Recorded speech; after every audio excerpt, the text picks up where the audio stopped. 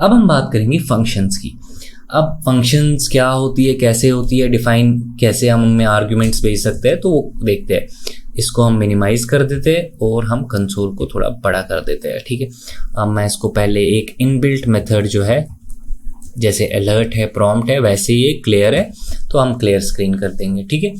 अब मैं फंक्शन एक बनाने की कोशिश करता हूँ, ठीक है, जो एक आर्ग्यूमेंट पकड़े, ठीक है। एक फंक्शन का सिंटेक्स क्या होता है, फंक्शन लिख के फंक्शन का नाम, जैसे मैं इसका सम लिख देता हूँ नाम, जो एक आर्ग्यूमेंट पकड़े। आर्ग्यूमेंट कैसे पकड़ते हैं, बेसिकली जब मैं फंक्शन को कॉल करूँगा उसमें मैं कुछ वैल्यू पास करूँगा, वो एज एन आर्ग्यूमेंट यहाँ पे मैं यूज़ करूँगा। फॉर एग्जांपल मैंने वहाँ से एक नंबर भेजा है, फिर मैंने क्या किया, मैंने उस नंबर को कंसोल लॉग किया और फिर मैंने उस नंबर को मल्टीप्लाई किया किससे, 10 से, ठीक है। और ये एंड ऑफ द स्टेट, ये फॉर लूप खत्म हो गया, ठीक है। अब ये एक फंक्शन बन गई। अब मेरे को कैसे कॉल करना है, सम वैल्यू पास करके 10 और क्या नंबर आना चाहिए, 100, राइट।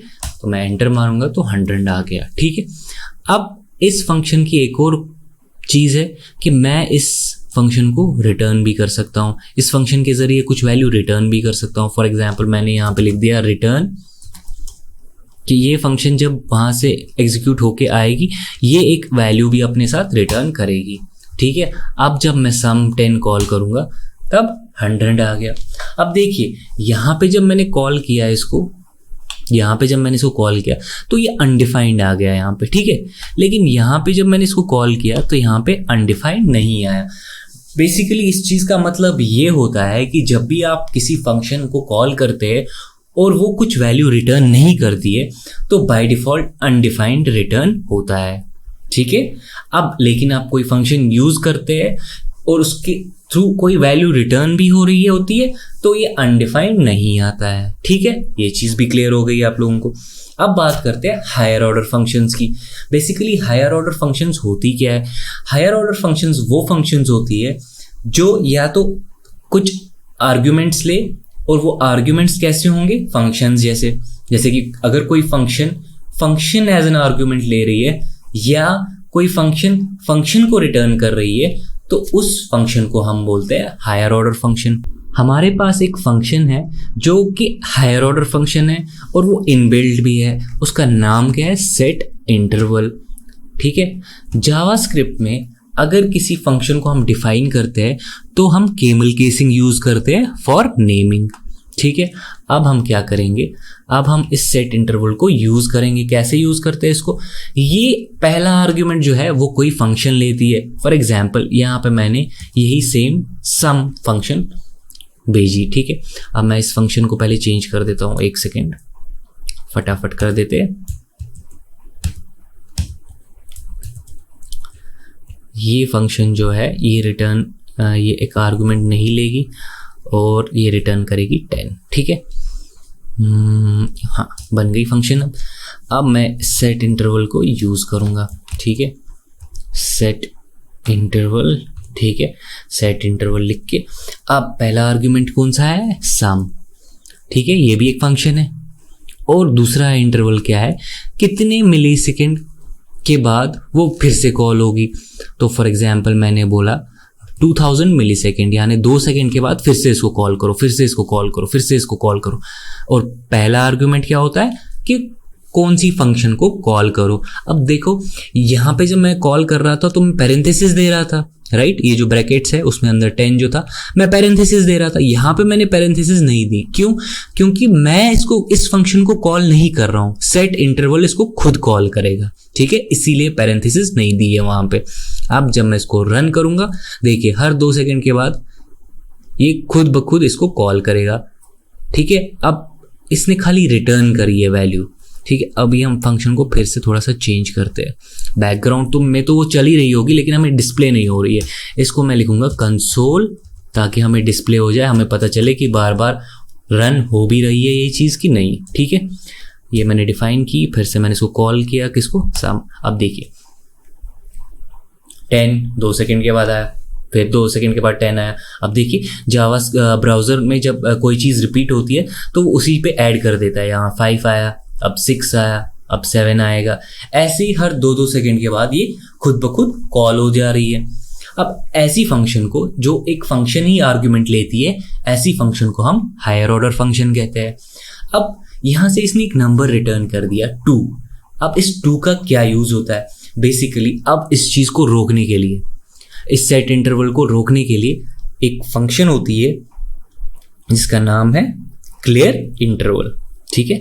और ये जो वहाँ से इसने वैल्यू रिटर्न की ना, ये 2, अब हम इसी को यूज़ करके इस फंक्शन को स्टॉप कर देंगे। देखिए इसके बाद ये कॉल नहीं होगी। अब देखिए वैल्यू स्टॉप हो गई ना, वहाँ पे वैल्यू 24 पे बंद हो गई।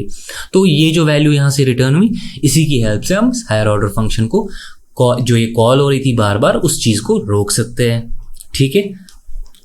अब आगे बढ़ते हैं। एक और जो बेसिक कंसेप्ट हमें पता होनी चाहिए वो है एरेज। अब एरेज कैसे डिफाइन करते हैं, क्यों डिफाइन करते हैं? बेसिकली एरे क्या है? अगर मैं कभी आपको बोलूं कि मुझे 50 स्टूडेंट्स को स्टोर करना है, ठीक है। अब अभी तक तो हमने यही तरीका पढ़ा है कि हम 50 वेरिएबल बनाएंगे, है ना। तो एरेज इसलिए आई ताकि मैं उन 50 वेरिएबल्स के बजाय एक ऐसा ऑब्जेक्ट यूज़ करूं या एक ऐसी एरे यूज़ करूं जो मुझे ये 50 के 50 स्टूडेंट्स को स्टोर करने में हेल्प कर दिए। अब एरे का सिंटेक्स कैसा होता है, ठीक है। एरे को हम ऐसे डिफाइन करते हैं, वैर ARR, ठीक है, इक्वल टू, अब एरे के अंदर वैल्यूज डालते हैं 1 2 3 4 और 5, ठीक है। एरे हमने डिफाइन भी की और डिक्लेयर भी की। एंड ऑफ स्टेटमेंट देते हैं, एंटर देते हैं, ठीक है। अभी हमें पता है ये अनडिफाइंड क्यों आ रहा है, ठीक है। अब एक एरे तो डिक्लेयर हो गई और इनिशियलाइज भी हो गई।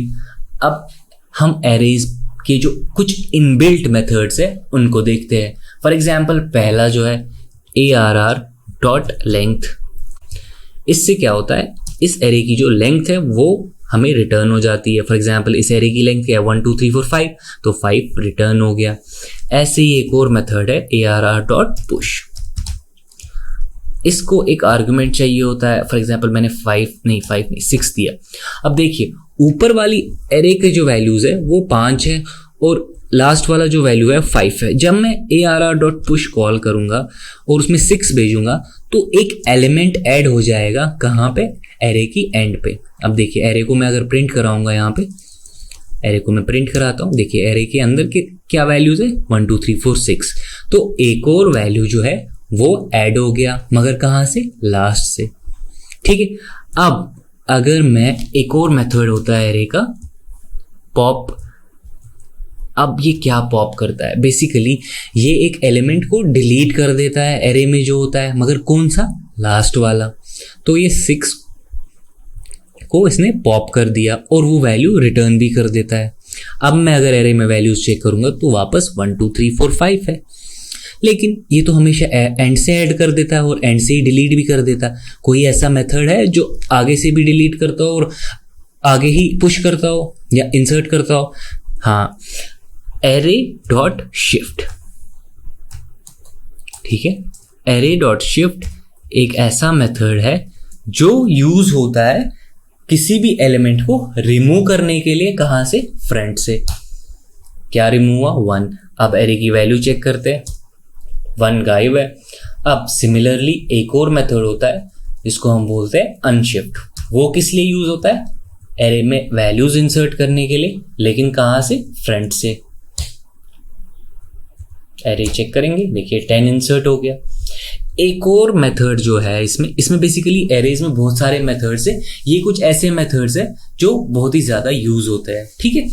अब एक और मेथड है array.index of। अब देखिए जितने भी सारे मेथड्स है केमल केस्ड है, पहला लेटर छोटा और जो दूसरा लेटर है वो कैपिटल होगा। मतलब दूसरे वर्ड के बाद जो लेटर है, अगर 2 वर्ड्स है इसमें तो पहला वर्ड स्मॉल और दूसरा वर्ड का पहला लेटर कैपिटल, केमल केसिंग बोलते हैं इसको। अब इंडेक्स ऑफ क्या चेक करता है कि आप कौन फॉर एग्जांपल मैं देखना चाहता हूं कि 10 का क्या इंडेक्स है। बेसिकली एरेज में इंडेक्सिंग कैसे शुरू होती है, 0 से। तो अगर मैं 10 का इंडेक्स चेक करना चाहूँ तो क्या रिटर्न होना चाहिए, 0, राइट। तो मैं जब एंटर दबाऊंगा तो देखिए 0 रिटर्न हो गया।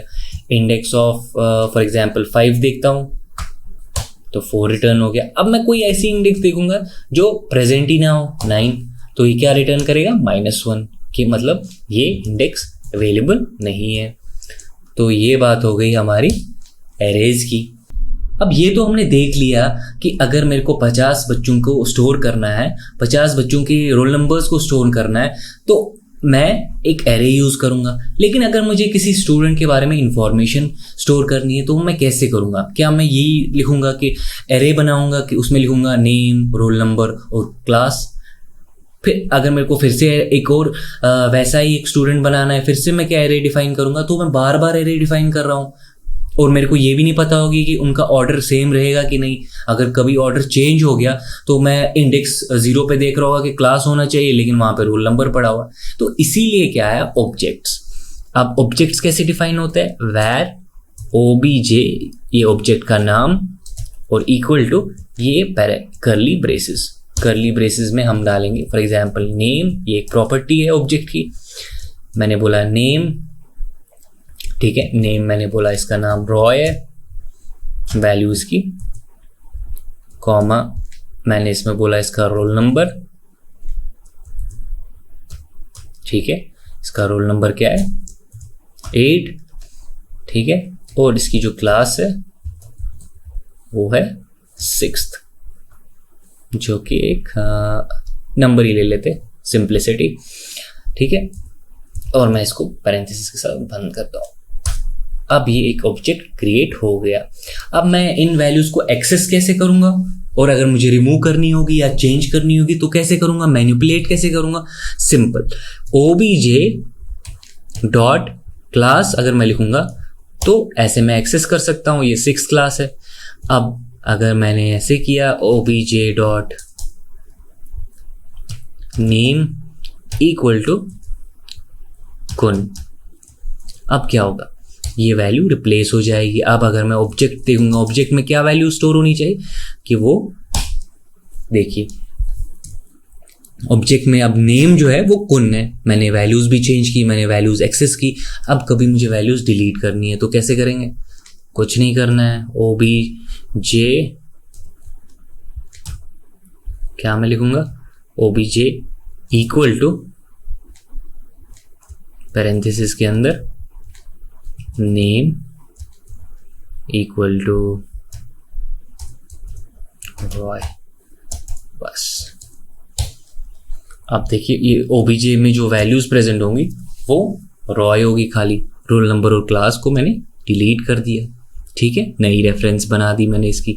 ऑब्जेक्ट को चेंज नहीं कर सकता हूँ, ऑब्जेक्ट को भी चेंज कर सकता हूँ। अगर मैं कांस्टेंट यूज करता या लेट कीवर्ड यूज करता तो मैं लेट में भी चेंज कर सकता था, लेकिन अगर मैं कॉन्स्ट यूज करूंगा तो मैं इन ऑब्जेक्ट की रेफरेंस को चेंज नहीं कर सकता।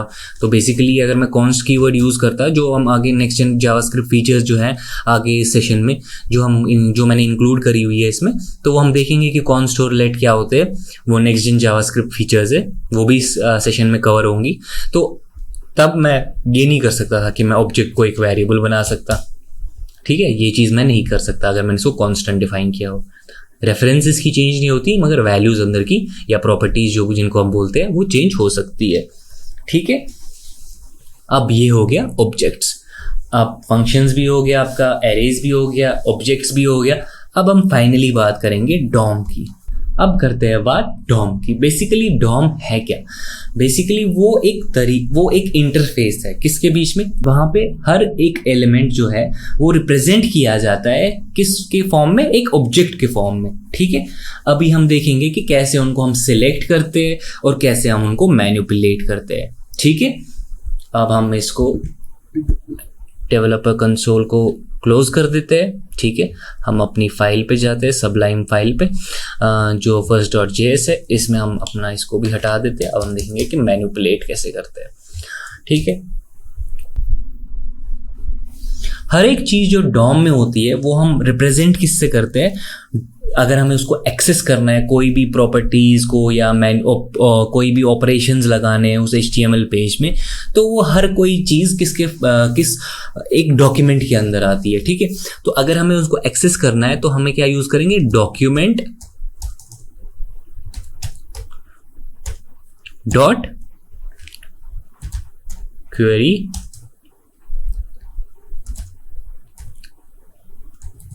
सिलेक्टर। अब हम किस टैग को सिलेक्ट कर रहे हैं, अब हम किसी भी टैग को सिलेक्ट करें वो वहां से एक ऑब्जेक्ट को रिटर्न करेगा जो टैग के अंदर पड़ जाएगा, ठीक है। अब हम उस टैग को फिर क्या करेंगे, उसके अंदर स्टाइलिंग कैसे करेंगे, उसको मैनिपुलेट कैसे करेंगे वो देखते हैं। पहले तो यहाँ पे एक H1 टैग है तो हम इसको सिलेक्ट कर देते हैं, ठीक है। हमने एक H1 टैग को सिलेक्ट कर दिया, ठीक है, हो गया सिलेक्ट H1 टैग। अब ये वहां से रिटर्न कर देगा इसको एक ऑब्जेक्ट के फॉर्म में। फिर हम क्या लिखेंगे, फिर हम लिखेंगे टैग डॉट स्टाइल। जो ये ऑब्जेक्ट है इसके अंदर बहुत सारी प्रॉपर्टीज है, बहुत सारे मेथड्स है इसके अंदर, तो उसमें से एक मेथड है कलर, ठीक है, इक्वल टू राइट कर देते हैं और अभी इसको सेव कर देते हैं और अपना CSS फाइल जो है इसकी जो लिंकिंग है वो उसके साथ हटा देते हैं। कैसे कमेंट करते हैं, exclamatory mark dash dash space करके यहाँ पे इसको CSS हटा देंगे हम, ठीक, सेव कर दिया। अभी हम वापस अपनी फाइल में जाते हैं,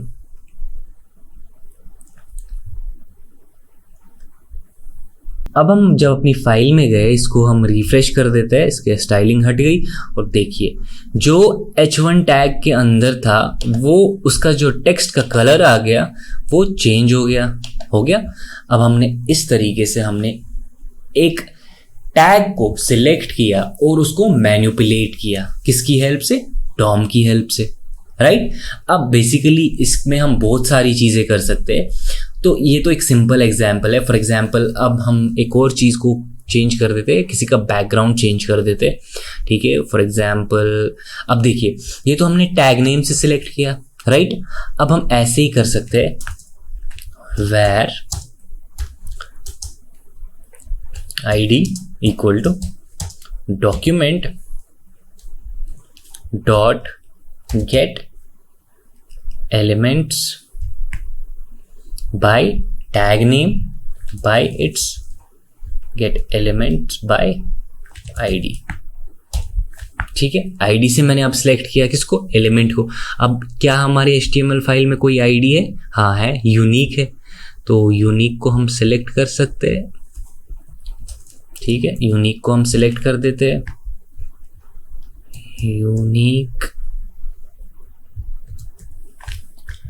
फाइल को हम सेव कर देते हैं और फिर उस टैग पे हम इसका बैकग्राउंड चेंज करते हैं, ठीक है। हम अपनी HTML फाइल में भी चेंजेस लाएंगे क्योंकि इसका स्टाइल डॉट बैकग्राउंड